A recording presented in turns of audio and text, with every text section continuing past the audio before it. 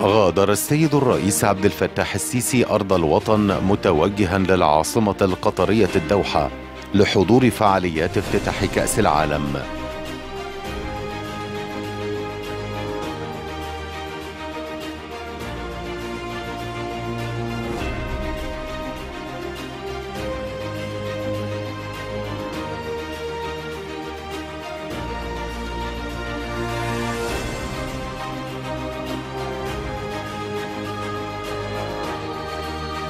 ولدى وصول سيادته للعاصمة القطرية الدوحة، كان في استقبال سيادته كبار رجال الدولة القطريون وأعضاء السفارة المصرية في الدوحة.